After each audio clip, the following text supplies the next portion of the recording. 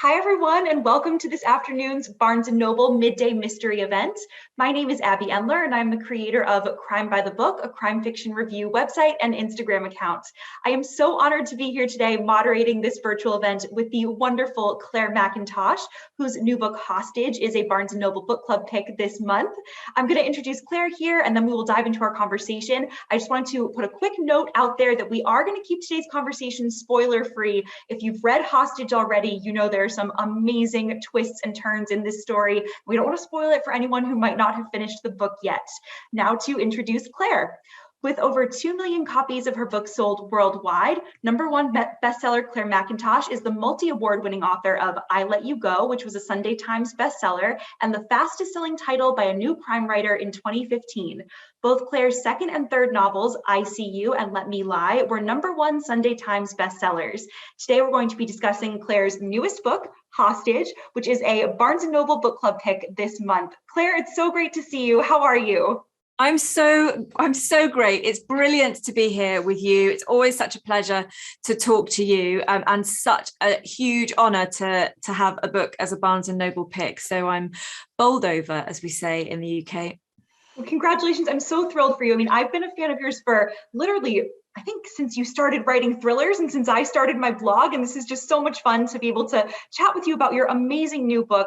And I thought maybe we could kind of kick this conversation off with some scene setting. Could you tell us what's going on in Hostage? What is this book about? And what is the kind of central question that drives this story forward?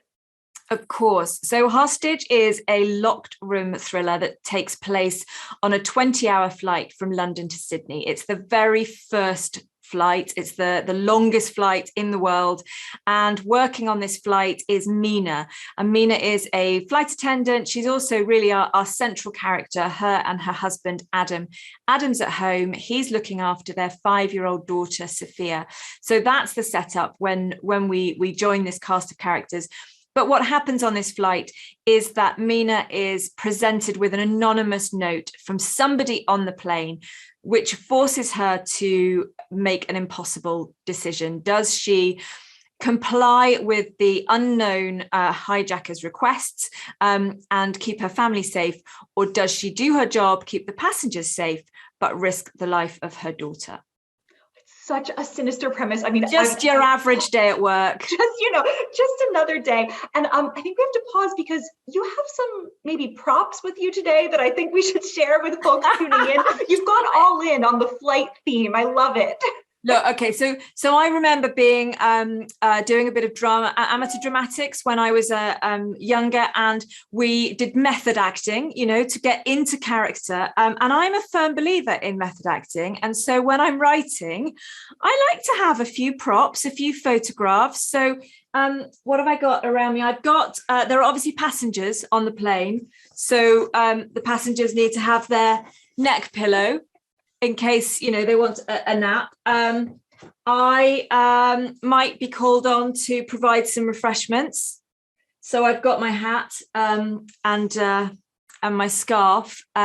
So if you would like, an in-flight drink or perhaps some snacks.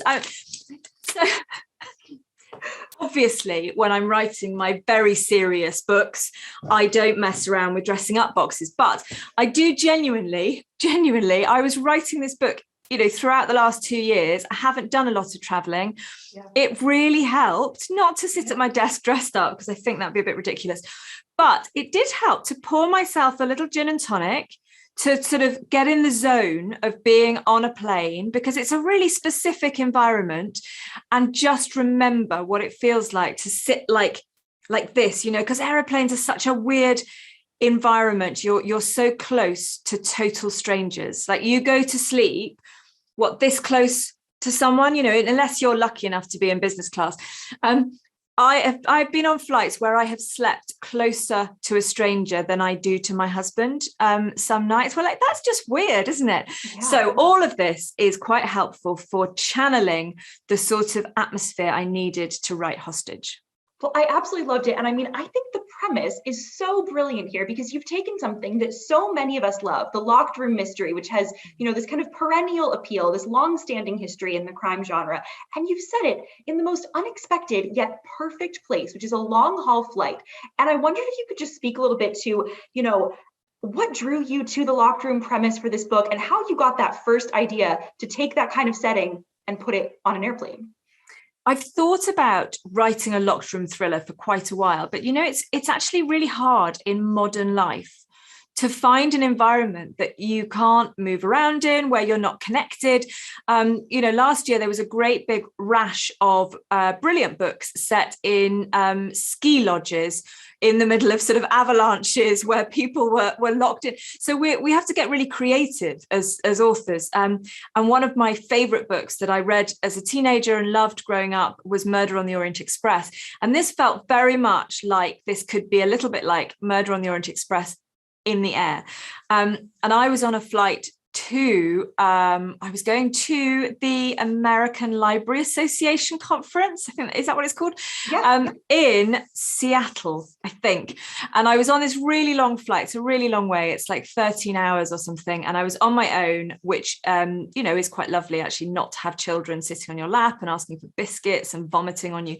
But it gives you lots of opportunity to people watch. And so I spent this flight watching people and feeling slightly unsettled by the fact that I was out of contact with people for so long. There wasn't Wi-Fi on the plane. I couldn't send text messages. It was like a whole day. And I thought I could get off this plane and the world could have changed. Wars break out and people die and people are born and people break up and all sorts of things happen in a day. And I just loved the idea that here was an environment where I could legitimately keep people out of contact, and also in a place that is really perilous by nature of the fact that it's an aeroplane in the sky, and the fact that you are with total strangers. You're breathing the same air as them. You're so close to all these people, and yet you don't know any of them. You don't know why they're there, what their journey is, what their motivation is. It just felt instantly sinister. It absolutely is. Something that I think you did so well in this book is you take this high stakes premise, which I think I saw a comment come in the chat that this would make an amazing movie, and it absolutely would. You've got this high stakes premise where it really is a life or death situation. And then you balance it with really intimate insights into the lives of your central characters. So you have Mina, your protagonist, and I wondered if you could kind of just describe who this woman is, who you've centered your story around, and tell us a bit about what interested you about her enough to make her the central figure in your story. What interests me in all my books are ordinary people. So I will always write about very ordinary people that are like you or me or your neighbors, your cousins. And that's because they're much more interesting, I think, than people who have special skills, who are MI5 operatives, secret agents with amazing jiu-jitsu talents. Because if those sorts of people get into conflict, they're going to win. You go and watch James Bond and you know that James Bond is going to come out on top. Whereas if you watch a film with Anne Harris from number 3, Jones Street, going into conflict with someone, then, she is down on her luck. You really don't know if she's going to win that. And so that, I think, makes for a much more interesting novel. Yeah. So Mina is a very ordinary woman. She wanted to be a pilot when she was younger. She began training as a pilot, in fact, and things didn't work out, but she loves aviation. She loves being in the sky. So she is a flight attendant and she's going through a bit of a rocky patch with her husband. They live in the UK. She is French Moroccan, French Algerian. That's awful, isn't it? It's such a long time since I wrote the book. And Adam is British and they live in the UK with their daughter Sophia, who they adopted. And she's a really key part of the story, but also of their relationship. And what happened with that was I had a conversation with a friend of mine who had adopted a little girl with her husband many years before. So the daughter is now 9 or 10. And I was talking to her and she was telling me how her daughter has such issues with attachment. She has attachment disorder, and that month, for the very first time, aged 9 or 10, her daughter had come to her for a hug, had sort of voluntarily come for affection. And this is a child who has been loved, since she was a baby by her adoptive parents. But the impact of being neglected as a baby remains with many, many children, sometimes for forever, but certainly for years and years. And I thought how difficult that would be as parents, and what a pressure that would put on your relationship with each other as well as with your child. And it struck me that it would be quite interesting to explore a family who are already right at the limits of what they can cope with. The marriage is in trouble, the parenting angle is really sort of quite exhausting. And now we're pushing them into this impossible situation on a plane. Absolutely. And you kind of establish those sorts of fault lines in the relationship, like you're alluding to, with Mina's husband as well, Adam, who I think he's definitely a little more of a minor character than Mina and her daughter, but he plays a big role in this story. And readers who have loved your books in the past might, recognize that you'll have another police officer character here in Adam. But unlike some of your previous novels, Adam's job as a police officer is not really that important to the story. It's much more about who he is as a person and where he is in his life when we meet him. Why did you choose to not focus on Adam's career? Why make him a police officer but show him off duty more than on duty? I'm really interested in what goes on behind the scenes. So I was a police officer for 12 years in the UK, and I was always really fascinated by why people did things. So yes, of course, I wanted to find out who was responsible for something, but I also wanted to find out why they'd done it and try and work out a way that meant they wouldn't do it again, or, that the situation wouldn't arise again. So that sort of psychology, that looking into what lies beneath the surface, has always been something I'm really interested in my writing. And with Adam, I thought it would be interesting to make him somebody who should be in control, who should have authority and respect and power, and totally disempower him. And he's disempowered in many ways. He's disempowered because he is losing control of his marriage. He's disempowered because he's supposed to know how to father a child, and he's actually really struggling with that. And not all of that is his fault, but he's struggling to connect with the people in his family. And so at work, he sort of knows what he's doing, but at home, he really doesn't. And that starts to spiral out of control. And he's also hiding something really important and, a really big secret, something he's done that is really, really wrong and bad. And that is about to come back to bite him. So Mina has a tremendous amount going on in her personal life. And then she gets on this historic flight, the first of its kind, long haul flight. It's going to be 20 hours in the air. And she receives this threatening letter. And I absolutely loved, I cannot tell you how much I loved the way you structured this book with multiple points of view that give readers not only Mina's perspective and Adam's perspective, but also we get glimpses into what's going on with some of the characters on the airplane. And I don't know about anyone else watching, but when I'm on an airplane or a train or public transportation in any capacity, I'm always so curious, what's going on with the people, in the train car next to me? What is that person doing here? What's their backstory?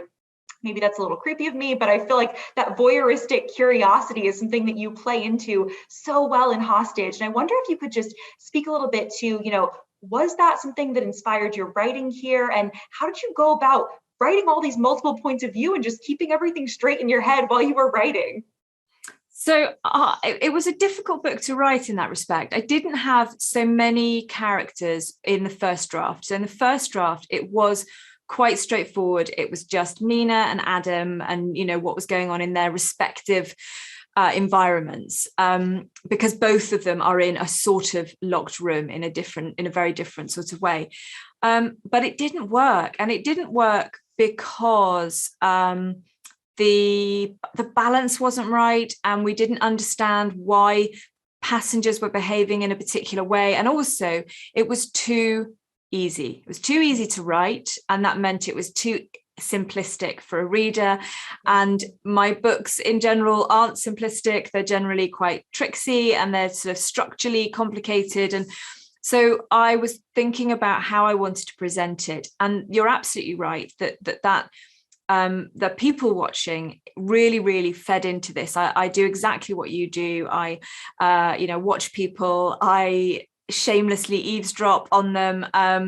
I work out why they're there, if they're happy about it, if they're not. I fabricate amazing stories around why people are traveling on that plane or train or whatever.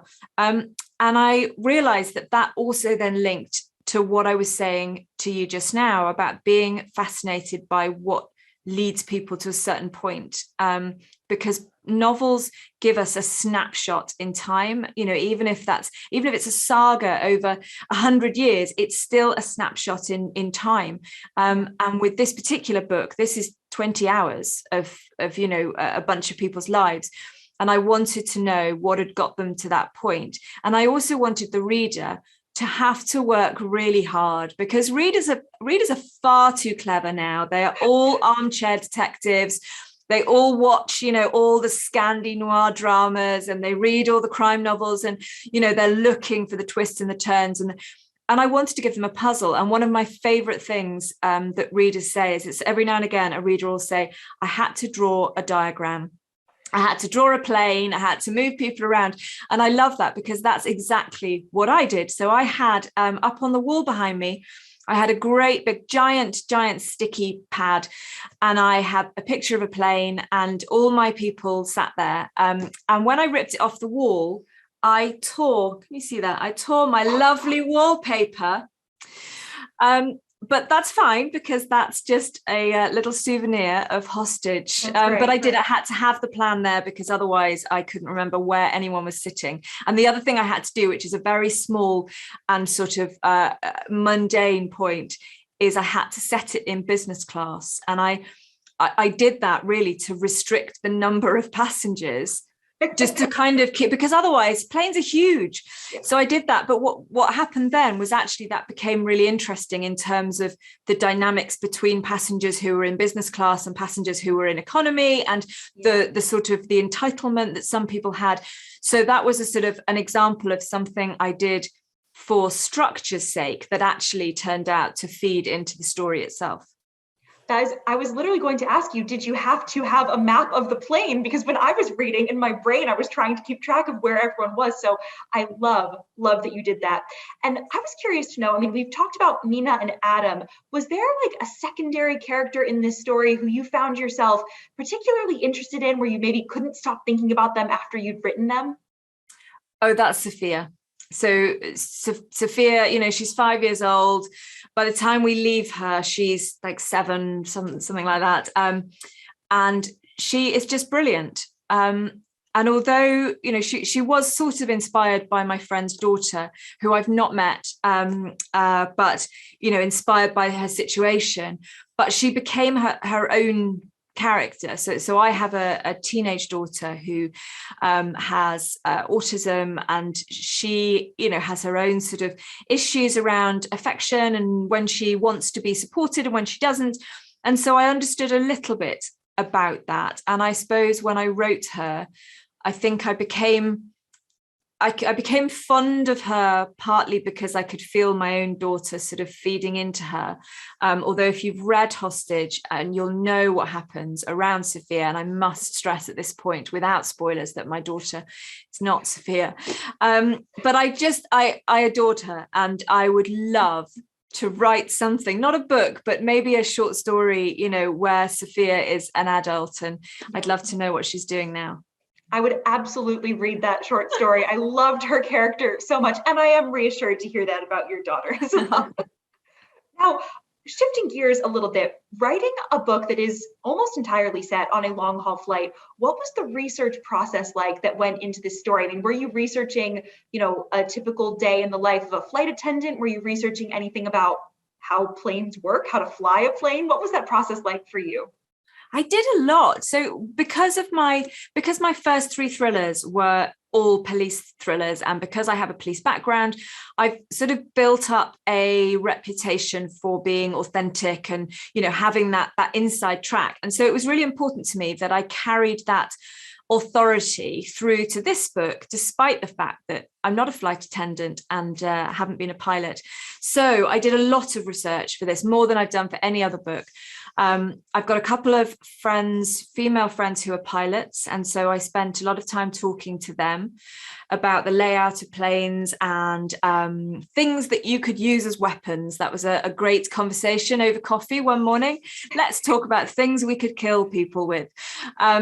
And I also spent a lot of time on forums, message boards populated by pilots, flight attendants, and aspiring flight attendants. And so what you get there is, they're totally insecure. So, you can just read what everyone's writing.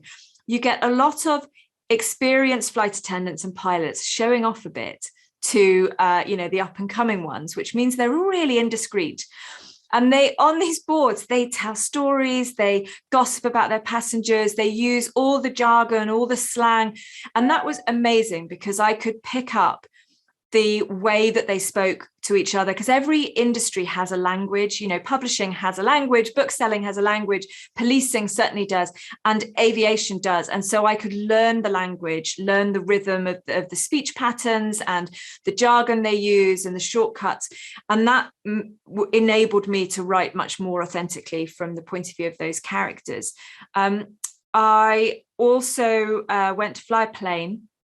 So they wouldn't let me fly a Boeing 777. I don't know why, but they wouldn't. But I did fly a simulator. So I went down to London, and there's a great place in London called the Emirates Centre, where they have loads of aviation stuff, and they've got Emirates. I'm not sponsored by Emirates, by the way. There are other airlines available, but you can go on this simulator, and you can land a Boeing 777, which is the plane in the book, at whatever airport you want, in whatever conditions you want. So that was great. So I could choose Sydney, I could choose rain, I could choose the dark, get it right. And I took my son with me because it's, nice to have a day out. Anyway, he went first because I thought that was only fair of me. And also I was a bit nervous.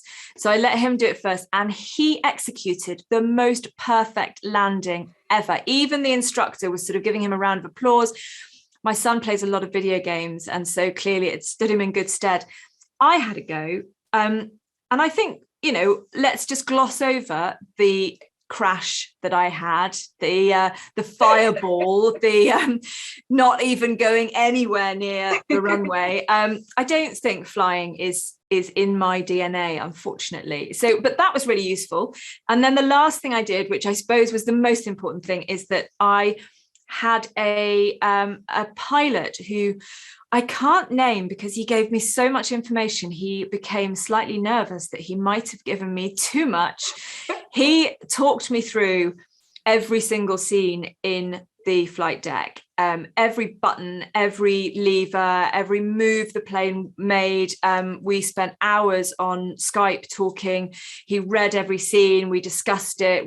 So that it got to the point where he could read it and say, this sounds like a pilot has written this. This is absolutely spot on.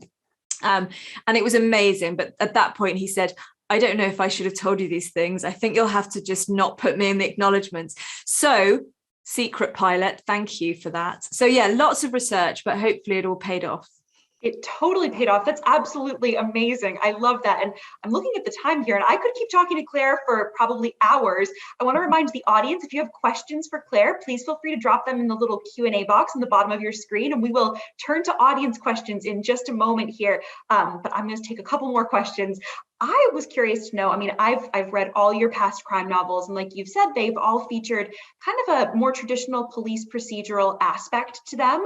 This book is straight up thriller. How was the writing experience different this time around? And did it feel freeing at all to be in a different genre? What was that experience like for you? It was good. It was freeing, actually. And I have subsequently found another thriller idea that I found. It sounds like I'm just looking around, picking it off the ground. An idea for a thriller that I love so much, which doesn't sort of really fit into the plan of books that I'm supposed to be writing next. So I'm just going to have to keep it on the back burner. But I did love that, the sort of the adrenaline of it. And there's something really interesting about centering a novel around a crime, but not having an investigation, you know, because it's just concerned with the crime as it unfolds, as it happens, and you know, all the paperwork that happens afterwards. Well, that's long, you know, we've finished the book by then, we don't have to worry about it.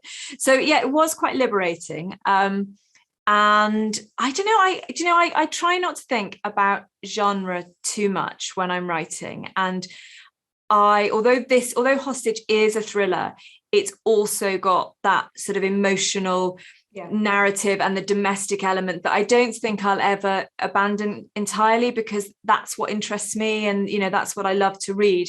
So I can't imagine writing an out and out action thriller where it was kind of, you know, bank heist after bank heist.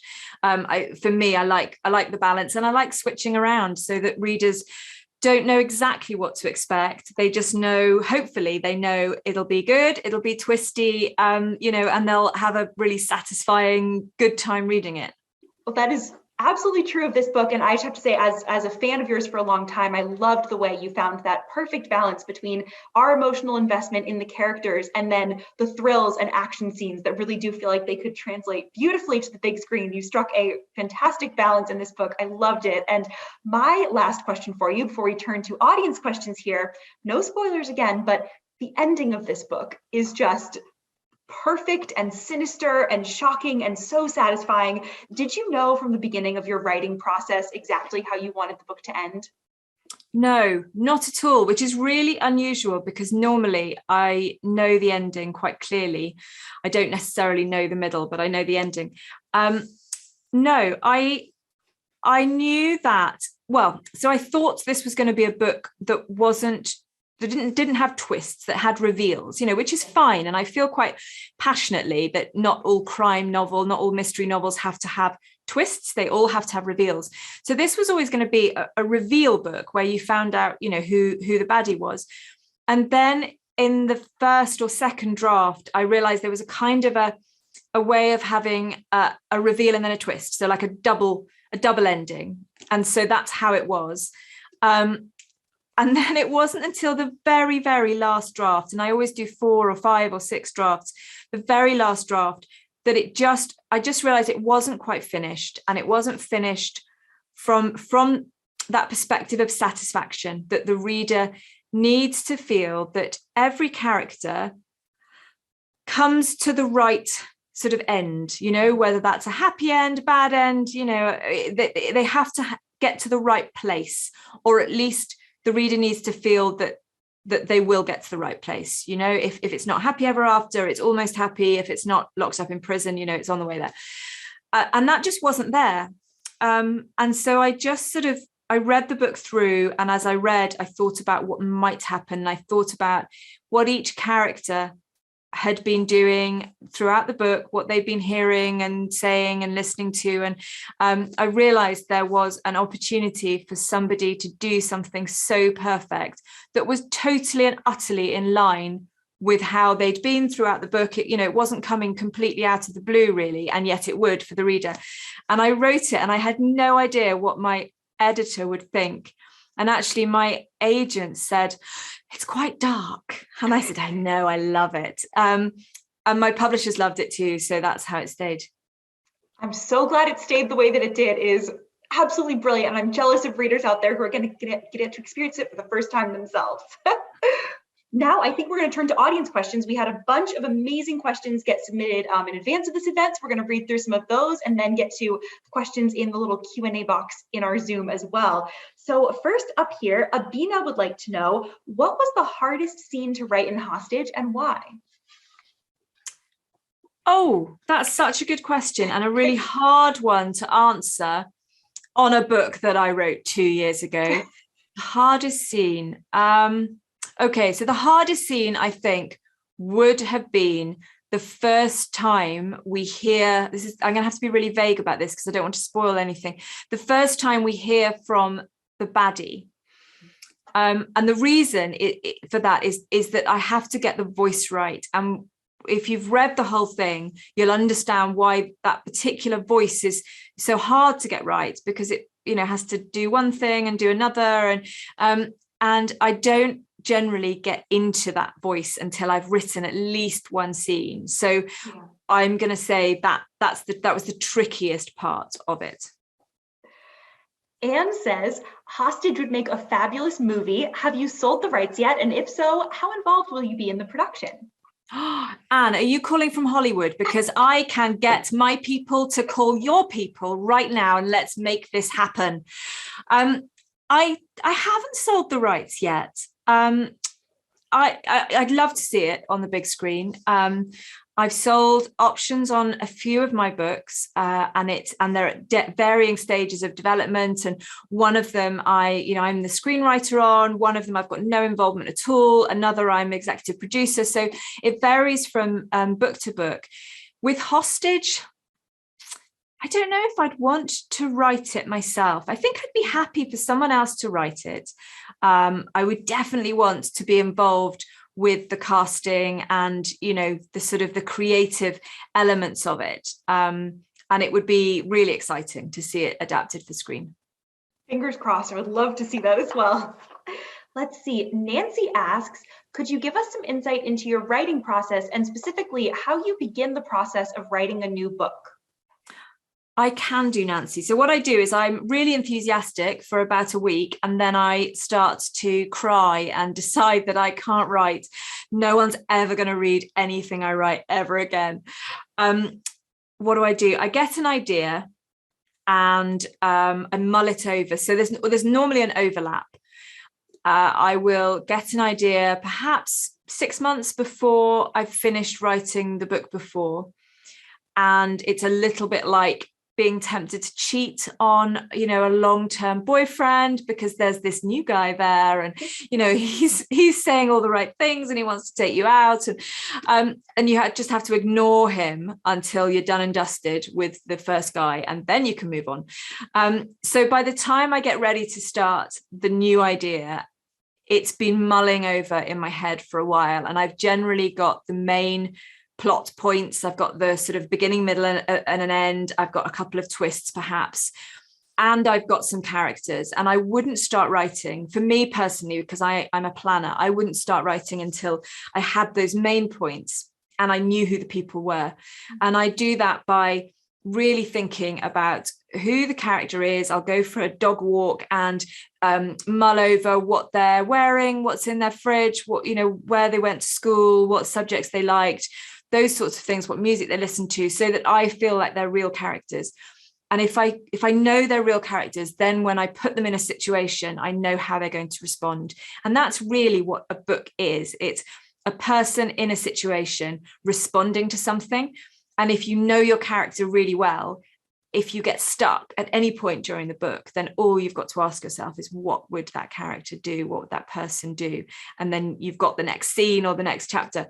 So I plan things out before I start. I'll write a chapter breakdown, and that gives me more of a sense as well of my characters. And then I'll write my first draft, and I won't stop until it's finished.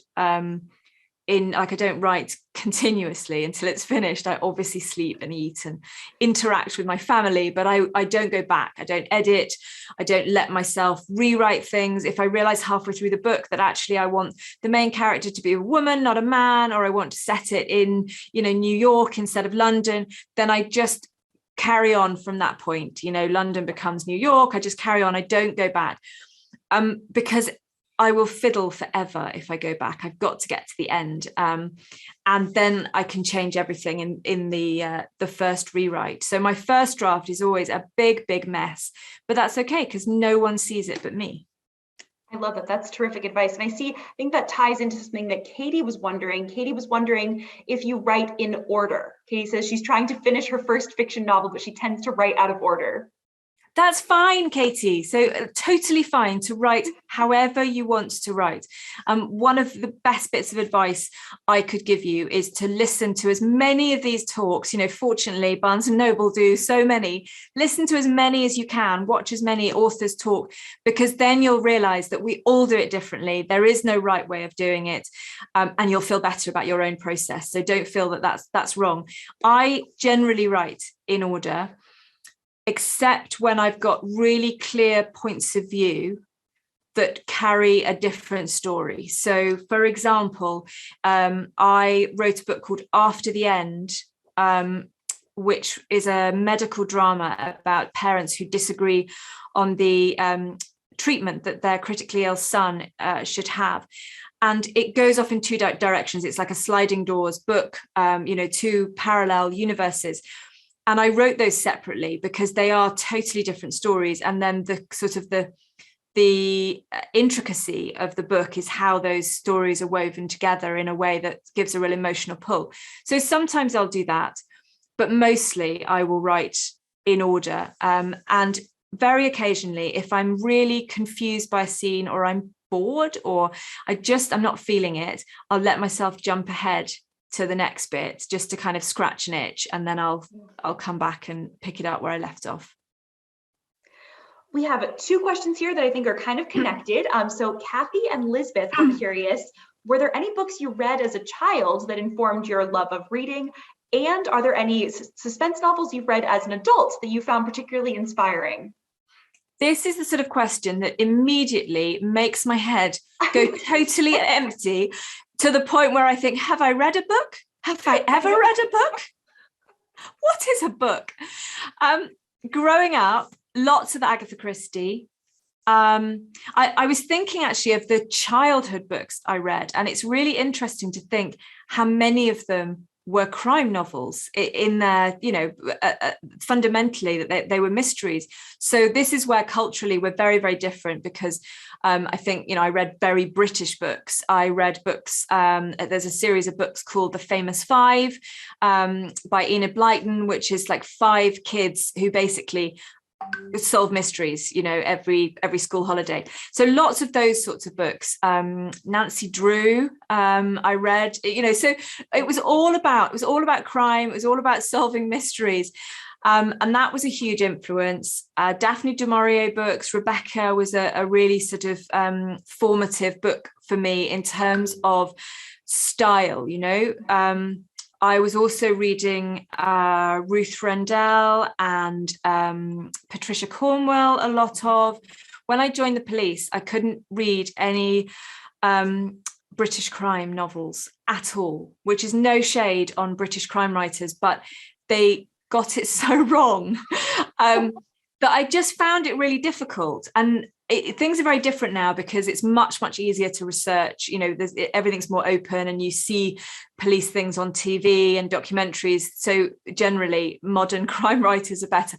But it was all so wrong. Whereas I could read American crime, and they might well get it wrong, but I didn't know, because American crime fighting is very different to British crime fighting. So I went through a long period where I only read American crime novels, and then I came back over to my side of the pond and was influenced by Sophie Hannah. Sophie Hannah was a big influence on my first novel. So when I came to write I Let You Go, I couldn't work out how I could write what I knew was a crime novel, but also have the voice of this woman, which felt a bit like women's fiction. And I just didn't understand how I could write both at the same time, because this was before The Girl on the Train. It was before, it wasn't quite, I was writing it before Gone Girl came out, although it came out afterwards. So it was before the sort of current trend of what we might call domestic suspense, where we've got that mesh of investigation and what used to be called the woman in peril. And then I read Sophie Hannah's books, and she does that brilliantly well.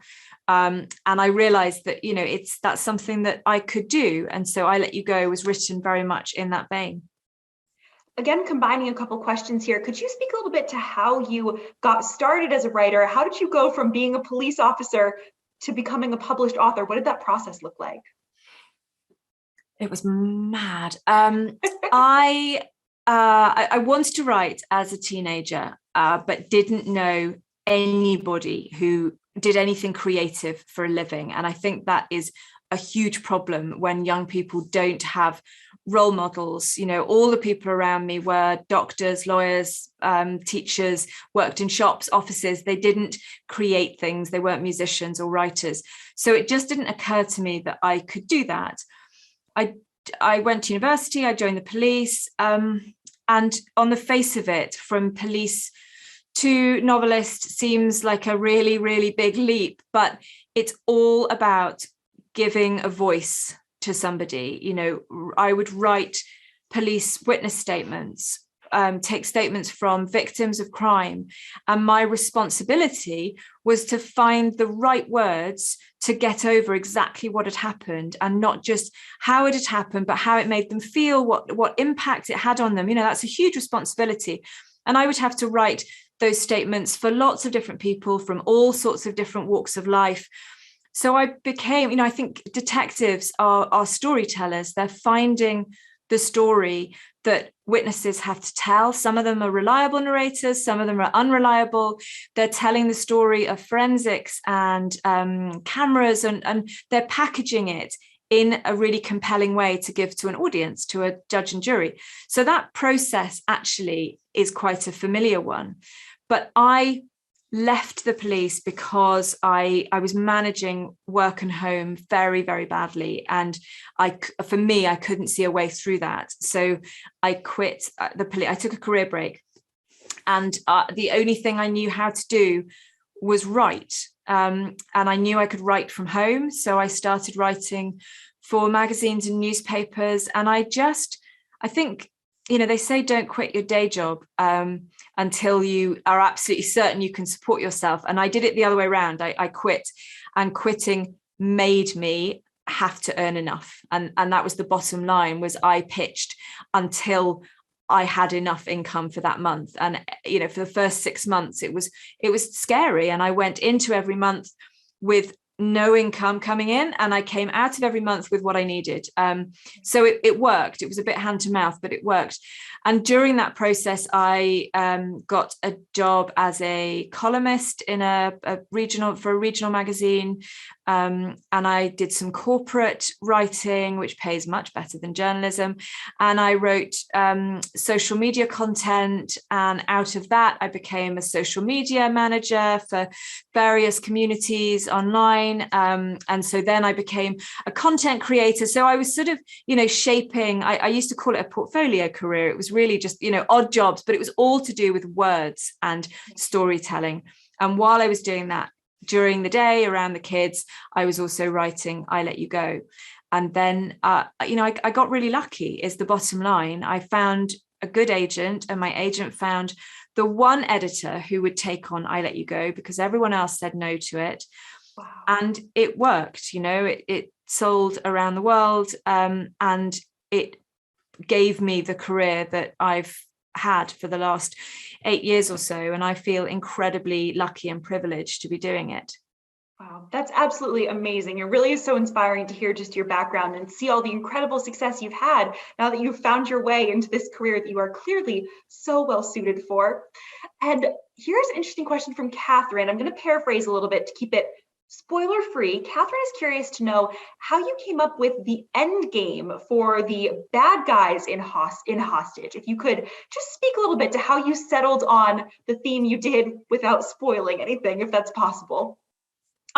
Is that possible? Yeah, it kind of is.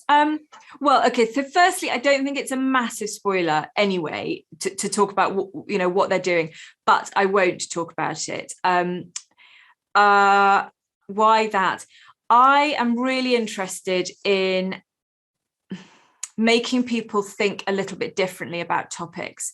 So the theme of the book, and the reason that they are trying to do what they're doing on this plane, is very topical. It's very timely, but it is a type of terrorism, and we are a little bit too quick, I think, in particularly in the Western world, to assume that terrorism is religious extremism. We see a particular type of person. We visualize a certain skin color.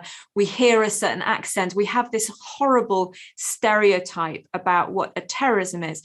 But a terrorist, but terrorism is so wide, it is extremism for a particular cause, and that cause could be anything. When I was in the police, I worked quite a lot with protesters and with political activists, and one of my jobs, so I was a public order commander and a negotiator, and one of my jobs was to try and find common ground between two groups of protesters who basically just wanted to have a big fight. But we would all meet and we'd try and, find a compromise. And I worked a little bit with animal rights extremists, and I found it really hard to come to terms with how these people were all ultimately really warm, loving people. Like, they were animal lovers. When you visualize an animal lover, you think, oh, that's lovely, you love rabbits, and they do. And so they have that at their core, is a real love and passion for animals and a belief that they have rights, and that's totally right and proper.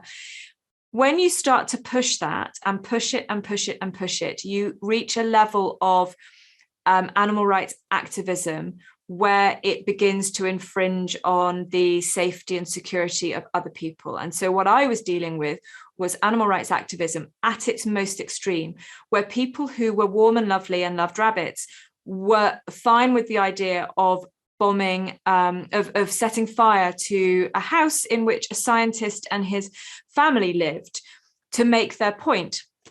And what I was interested in is, how does someone get to that point, where what they want to do is absolutely laudable and commendable, but how they're doing it is not. And so that was the starting point for Hostage, although it isn't animal activism in the book. Fascinating response. And we are almost out of time here. So I think for our very last question, we've saved a great one from Marianne. Marianne would like to know, do you have any tips for getting back on a plane after reading this book? I love that. I am going to say that it's fiction. It really is fiction. It is so safe. Air travel is one of the safest ways to travel. And you're going to be just fine, I promise. And you shouldn't be nervous, because you've got a great pilot. So I love it. Clare, thank you so much for your time today. And a huge thank you to everyone who tuned in. I want to remind everyone that you can get your copy of Hostage at your local Barnes & Noble or on bn.com. Thank you all so much. And Clare, it was wonderful to see you. Thank you. Thank you, everyone. All right. Bye, everyone. Bye.